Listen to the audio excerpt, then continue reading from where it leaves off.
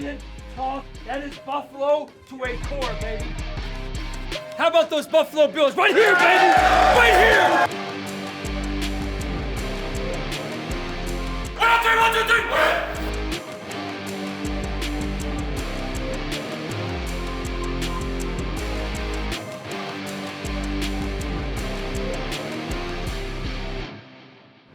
Hey everybody, welcome into Week 18 of the Sean McDermott Show presented by Kaleida Health. Thanks for joining us. Sean, thanks for giving us a couple minutes. Tough physical game in a cold rainstorm. I was inside. I was fine. Good for you. But you were on the side. I know you were, yeah. Yeah. It came down to the final play, 2-point conversion. So you lose the game on the 2-point, you go for it, a game to stop. What do you tell your team after that? Certainly they were happy. You always want to go for it, but what do you tell your team? Well, you say, hey, we're an aggressive football team. We're going to win the game. We coach and play to win the game, and you prepare accordingly the same way. And you say, hey, we had a chance to win the game. The ball in the hands of our best player at the 2-yard line, and I like those chances. It felt overall like we hadn't been down there a lot in the game and wanted to take advantage of while we were down there. So Josh comes out 23 of 35, 262, had 2 rushing touchdowns, fastest guy ever to get 300 touchdowns in his career. Showed his toughness and great. You knew he wasn't feeling 100%, and you showed no hesitation in going for that 2-point. What kind of confidence can a player like Josh not only give you as a coach, say, all right, I'm going to put it in the hands of my best player, like you said, but also his teammates? Yeah, I mean, it's. I hope they always know that I'm extremely confident in them, and they're confident in him. And I'll take Josh Allen 100 out of 100 times with that play and that throw, and he'll make it as we move forward here. And hey, it's a learning experience for all of us, and those are things we have to get shored up as we move forward. So the second half, your defense shows up, shuts the Eagles down. They didn't have a completed pass in the second half. They punted 5 times. They had 18 rushing yards in the second half. It was amazing. You've seen this defense with different pieces rotating in and out all season together. These last few weeks, though, they've turned it up a notch, and as you get to the postseason, that may be just what you need. Yeah, it is what we need, and we were, set on improving some of the areas of our defense, and the run defense being one of them. And like anything else, we talked about the offense and some things we need to get shored up there, and the same thing with defense. Had some goals, and some of those we accomplished yesterday with much room still to grow and improve. So it was a cold, rainy day, as we were talking about, and a lot of people call that football weather. The crowd stuck in there through the whole thing. I mean, nobody left. Well, I left, but everybody stayed. Thank you for letting us know that. Right. So what's it say about the Bills Mafia? I mean, they hung in there with you. You've proven time and again that you're never out of it, particularly in this building. And as the weather gets worse, it seemed like the energy got turned up. Yeah, it did. And you could tell it was an intense environment. It was a playoff type of environment, especially in the second half and the fourth quarter. And then we're going to potentially win the game, and you could just tell everyone's on their feet, and it was one of those moments, right? One of the many moments that have been experienced in Highmark Stadium. So. All right, we're going to catch up with you later in the show to get your final thoughts on your season finale against the Jets. Stay with us. Game Plan is presented by Energy Mark, official energy supplier of the Buffalo Bills. When we come back, Eric Wood gives us his breakdown of the game against Philadelphia. Later on, we see how Bills legends filled the Ticketmaster Time Capsule with some of their favorite memories.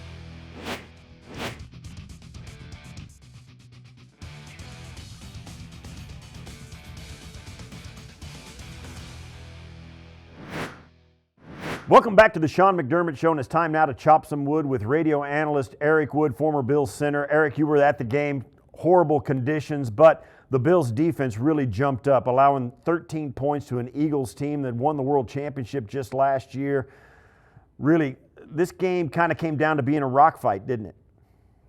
It did, and I thought the defense played great. I had some concerns heading into the game with the injuries at defensive tackle, Jordan Poyer missing the game, and how he's been able to help solidify the back end of that defense. Terrell Bernard goes out with injury during the game, but guys stepped up. We had individual performances all over the place, and it's hard to even single specific guys out. We had some splash plays from Milano, from Shaq Thompson. I thought Dorian Williams played extremely well at times. All across the defensive front, guys stepped up and made plays. Christian Benford, Tre'Davious White, Max Harrison played well at corner. you hold a team to 16 total yards in the second half.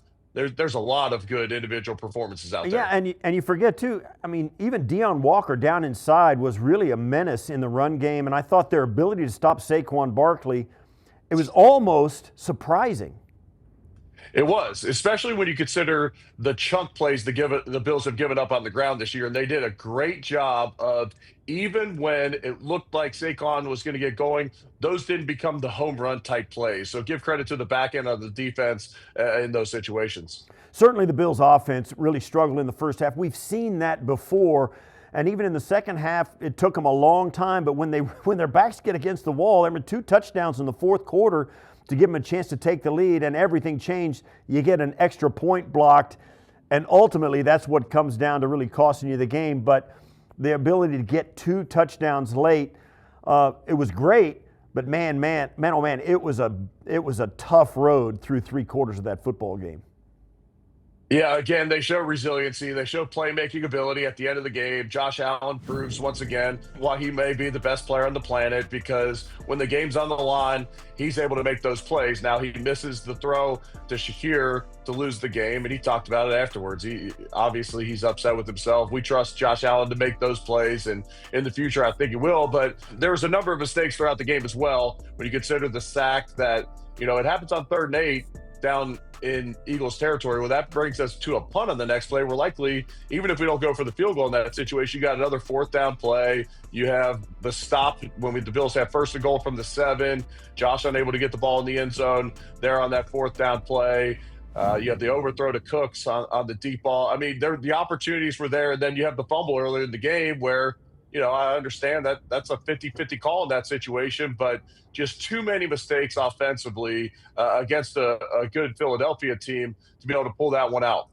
There were some positives offensively, though. For the first time this season, they had some success throwing the ball down the field. Brandon Cooks was wide open early in the game. He caught another one later in the game on a very nice catch. And then, of course, Terrell Shavers goes up high and brings a tough catch down as well. How does that ability, or the fact that the Bills had some success pushing the ball down the field against this Eagles defense, how does that change things for this Bills offense going forward, if at all? Yeah, it was great to see Brandon Cooks get going, and there's just more time under task. I think Josh showed yesterday that he has a lot of trust in Brandon Cooks. Those play action shots where you get a guy with Cook's speed and also his experience out there. It showed yesterday. He had a couple critical drops the previous 2 games, but he comes up big for the Bills yesterday, going over 100 yards. Shavers gets his opportunity, high pointing that ball to take the Bills down into the deep red zone. So to me, you could potentially get some confidence in this downfield passing game as a result of some of the situations that unfolded yesterday. All right, Eric, it's going to be an emotional day on Sunday, the final game in Old Highmark. Wish you the best on the broadcast. It's going to be a lot of fun. Yeah, I'm looking forward to it as well. It's going to be a special one. Still to come on the Sean McDermott Show, Bills legends fill the Ticketmaster Time Capsule with their favorite memories. Plus, we break down some next-gen stats in Sportsology.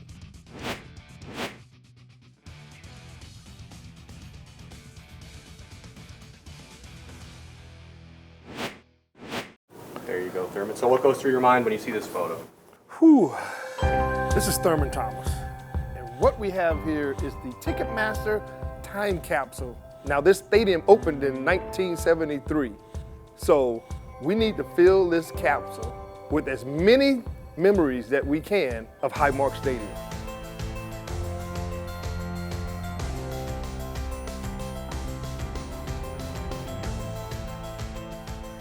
Whew.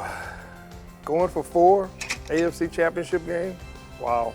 To combine, I know that we rushed for over 200 yards. This is, for me individually, this was like my shining moment, but great memory. All right, so we got the 2017 snow game. Everyone knows what we're talking about when we talk about the snow game. Playoff hunt is on the line, coming down to the wire at the end of the season. We run out of the tunnel, and there's already 4, maybe 5, 6 inches of snow on the ground already, and it's coming down in sheets. An absolutely chaotic game. This game ultimately goes to overtime, and Shady McCoy takes one to the house towards the end of overtime after some theatrics for the score. Snow thrown up in the air from Bills Mafia in the stands. Your first team picture here. Oh yeah, my goodness. Golly. This was a picture made in my rookie year in 1973. A lot of these guys were really good friends, but a lot of great guys on this football team right here. A lot of great players, a lot of team concept right here in this picture. All right, this here is playing against the New England Patriots, and they was, the mighty New England Patriots. You know, they was talking a lot of trash, and I got on the internet, and I was talking trash to them too. And this was a big play because I called out their defense. I said they couldn't guard me. And then here you go, getting double teamed. EJ Manuel put it in the spot, and I went up and got it. Oh, this is the 10-7 game. This is the game where it was a dogfight. And the ball was very, very high priced. And if I had an opportunity to get it, and I was trying to grab the ball, as you can see the lineman coming after me. This belongs in Highmark Stadium's Time Capsule. Now this belongs in the Time Capsule. This picture belongs in the Highmark Stadium Time Capsule for sure. This is the first team that ever played in the stadium. And this, ladies and gentlemen, Bills Mafia, is going in the Time Capsule. The Ticketmaster Time Capsule.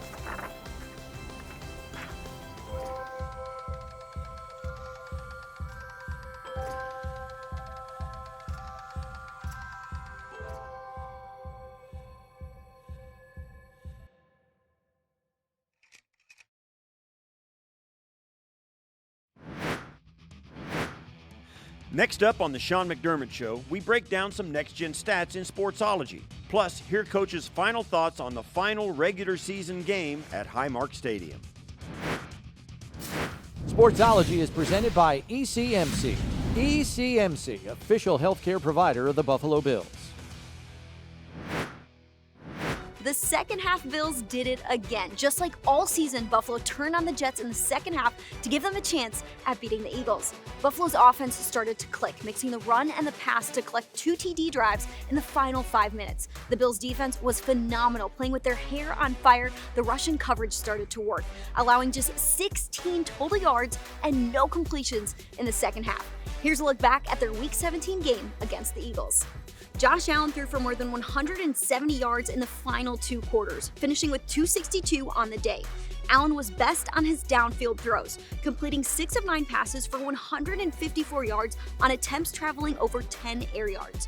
New wide receiver Brandon Cooks gave life to Buffalo's offense. Cooks hauled in 4 catches for 101 yards. Cooks did most of his damage on deep passes, catching 2 of 3 targets for 86 yards on passes traveling 20-plus air yards. Both completions came on post routes in the seams. Cooks found success against zone coverage, particularly against cover 6, where he caught 3 catches for 95 yards. The Bills outgained the Eagles 130 yards to 1 in the final quarter of play. Buffalo's defense locked it down, allowing running back Saquon Barkley to rush for only 17 yards in the second half. The Eagles had just 82 on the day. It marked the defense's 4th game, allowing less than 15 points this season. Quarterback Josh Allen continues to do whatever it takes to give his team a chance at a victory. Against the Eagles, Allen's successful downfield passing kept drives alive and turned into 2 touchdowns. With Allen's 2 scores against Philly, he's now the youngest player in NFL history to reach the 300 mark in touchdowns. After the break, the crew from Buffalo Bills Weekly gives us their game preview for Sunday's final regular season game at Highmark Stadium. Plus, Coach shares some of his favorite memories heading into Sunday's game.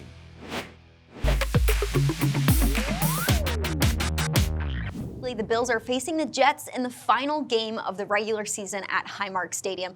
Buffalo has already punched their ticket to the playoffs. They don't know seeding yet. Buffalo can move up in the ranks, but can't win the division. So the big question here, do the Buffalo Bills sit or play their starters?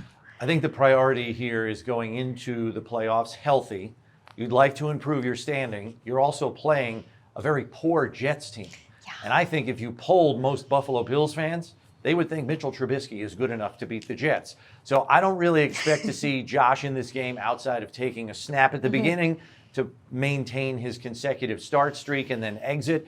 I think some other frontline players have to sit down. Dalton Kincaid should not see the field in this game knowing he's nursing a knee injury. Joey Bosa should probably not play. I think the trickiest decision here is James Cook, who's going for a rushing title, and he's got Jonathan Taylor hot on his heels. It's going to be a difficult decision for Sean McDermott because we know he is a key cog to this team's playoff chance. One thing that McDermott is dealing with when it comes to these roster decisions, as well as the fact that it's the final game ever at Highmark Stadium in the regular season, I should add. There's still a way Buffalo can get back to Highmark in the playoffs, but they gotta win a few games. The fact that it's the final game at Highmark means there's a lot of emotion across the street. People want to enjoy every single moment, soak it all up. The Bills have called Highmark Stadium home for the last 52 years. There's been some very memorable games in that stadium. Chris, what's your favorite game? Favorite game, I always come back to the 2003 season opener. Bills-Patriots. The Patriots had quickly ascended to be the most hated rival, and Lawyer Malloy had been cut by the Patriots on a Monday, signs with the Bills on a Tuesday, plays in that game, sacks Tom Brady. Brady has 4 interceptions, and Sam Adams with one of those interceptions, 330-pound Sam Adams going 37 yards the other way with a convoy of teammates with him, high step into the end zone. I still maintain it's the loudest I have ever heard the stadium. The ground was literally shaking, and not because 330-pound Sam Adams was running, but because everybody in that building was going absolutely bonkers. I'm laughing because so many of our memorable moments and games are against the Patriots. So I'll give you another one against the Patriots. 2021 wild card round against the Patriots. The Bills beat them 47-17. It was their perfect game on offense. They scored on every single drive. They were on fire, literally could not be stopped, and the Patriots couldn't find the fire extinguisher. Josh Allen led the charge, super efficient day, a 157.6 passer rating. That is so close to perfect. 5 touchdowns. What a game by the Bills. Tommy Doyle even had a touchdown at the offensive end. lineman. An offensive tackle on the last touchdown of that game. It was unbelievable. The Bills' record in Highmark Stadium in the 52 years they played in that stadium is 246-163. They are 16-3 in the playoffs. Sean McDermott and Josh Allen have a really good record in the playoffs at Highmark Stadium. For more from Brownie and Maddy, including insights from players and coaches, check your local listings for Buffalo Bills Weekly, also available on Buffalo Bills YouTube. Coach, going some final thoughts on it. We're going to do it a little different this week. Final regular season game at Old Highmark.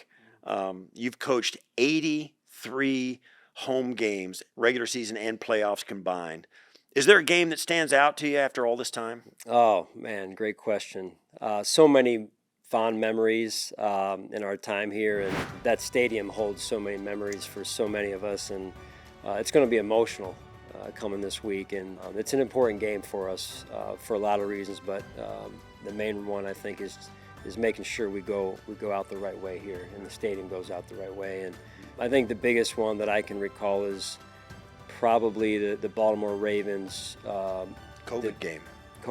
Yeah, when we were kind of just on the climb, kind of becoming relevant, and I don't think a lot of people gave us a chance maybe in that game, and yet we were able to stop that offense, that vaunted offense, and which is still going. And the game plan that was used and the resilient nature of our football team was on display that night, and we were able to advance the AFC Championship game for the first time in a while. I count it as one of my all-time great accomplishments, keeping my mouth shut so Murph could make the call on Terrence pick six. I couldn't help. I was jumping up and down. I couldn't. So that's my moment too. Yeah, you've been a ton of moments. But you think about, your climb to being a head coach through the ranks of it's one of the few apprenticeship industries there are. You got to pay your dues to be a head coach. Yeah. You've had a lot of moments. Talk about maybe a little bit personal, like about your family and what they've been. Is there any been moments in this building where you and your family have taken it all in and said, wow, we've come a long way together? Yeah, you're going to get me emotional here.